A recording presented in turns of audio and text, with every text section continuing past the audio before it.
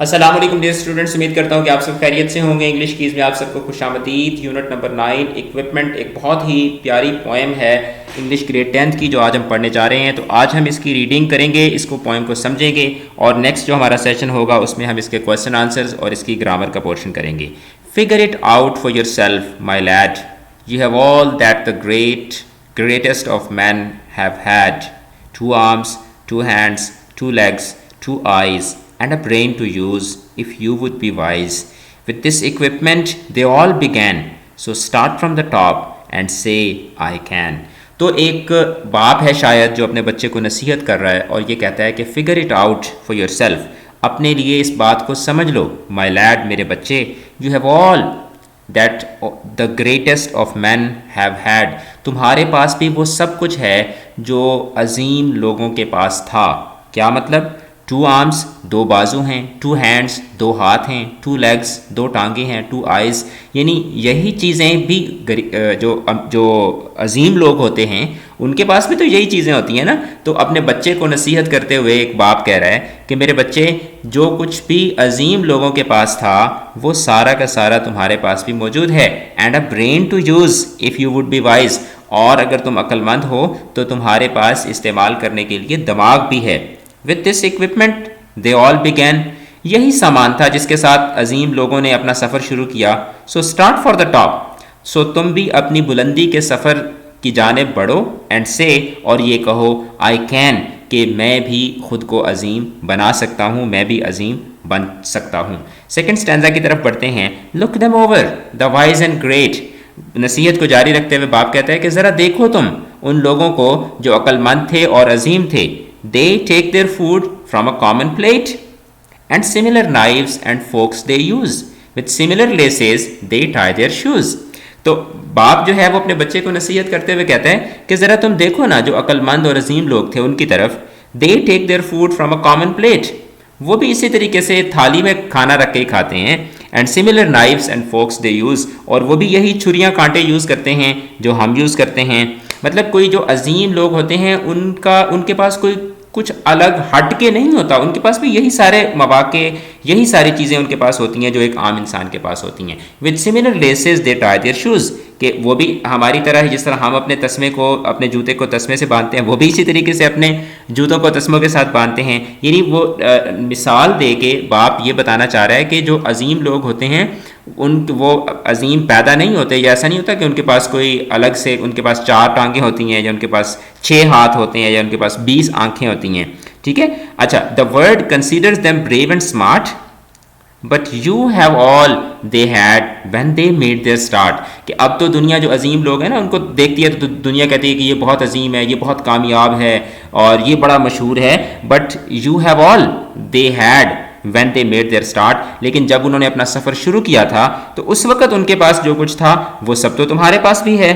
کہ ایک عظیم آدمی بھی جب اپنے اسٹرگل کو، اپنی محنت کو، اپنے سفر کو شروع کرتا ہے تو وہ بھی ایک عام آدمی ہی ہوتا ہے نا، لیکن وہ اپنی محنت کی بنیاد پر اور اپنے تسلسل سے کام کرنے کی بنیاد پر ہی وہ عظیم بنتا ہے۔ ٹھیک ہے، یہی وجہ ہے کہ آپ نے دیکھا ہوگا کہ ایک کلاس میں پڑھنے والے بچے ہوتے ہیں، اس میں سے کوئی کہاں پہنچ جاتا ہے، ٹھیک ہے، وہ منسٹر بن جاتا ہے، CSP آفیسر بن جاتا ہے، کمیشنڈ آفیسر بن جاتا ہے، ڈاکٹر بن جاتا ہے، انجینئر بن جاتا ہے، بہت بڑا نام کما لیتا ہے، اور وہ بھی انہیں استادوں سے پڑھ رہا ہوتا ہے، وہ بھی اسی اسکول میں پڑھ رہا ہوتا ہے، لیکن اس کے باقی جو کلاس فیلوز ہوتے ہیں، باقی جو لوگ ہوتے ہیں وہ وہیں کے وہیں رہ جاتے ہیں۔ You can triumph and come to skill، اس نصیحت کو جاری رکھتے ہوئے باپ کہتا ہے کہ تم بھی جیت سکتے ہو اور تم بھی ایک سکل حاصل کر سکتے ہو۔ You can be great if only you will، تم بھی عظیم بن سکتے ہو لیکن ایسا تب ہوگا اگر تم چاہو گے تو۔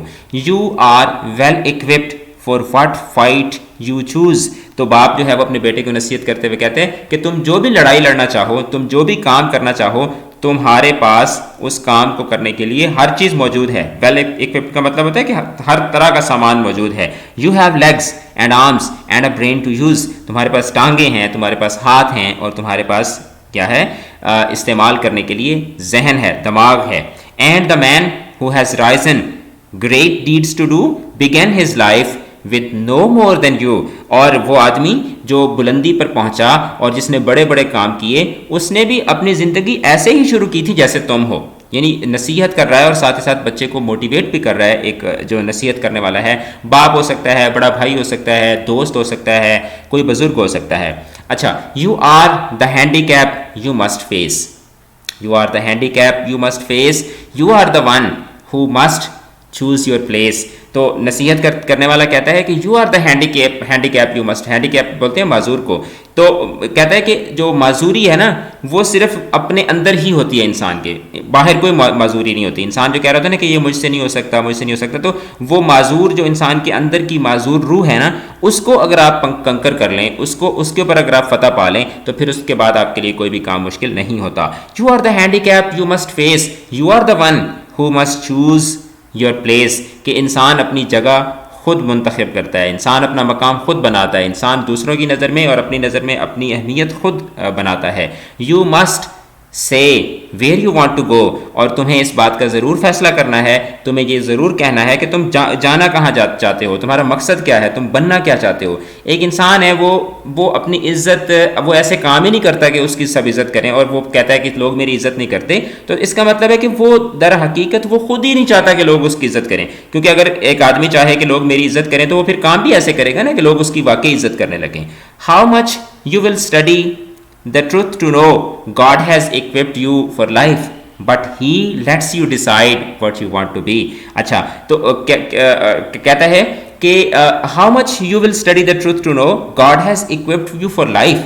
ٹھیک ہے, کہ تم کتنا سچ جان سکتے ہو, تم زندگی میں کتنا آگے بڑھ سکتے ہو, اس کے لیے خدا نے تمہیں تمام چیزیں دے کر بھیجا ہے. But he lets you decide what you want to be. لیکن اس نے انسان کو یہ اختیار دیا ہے کہ انسان جو بھی بننا چاہے انسان بن سکتا ہے. یہی پوائٹ یہ کہنا چاہتا ہے کہ انسان کو اللہ تعالیٰ نے جو ہے وہ یہ اختیار خود دیا ہے کہ انسان اپنی زندگی کے فیصلے خود کرے. لیکن ساتھ ہی ساتھ خدا نے انسان کو تمام اکوپمنٹ, تمام جو ضروری سامان ہے, جو ضروری چیزیں ہیں, وہ خدا نے انسان کو دے کے بھیجی ہیں.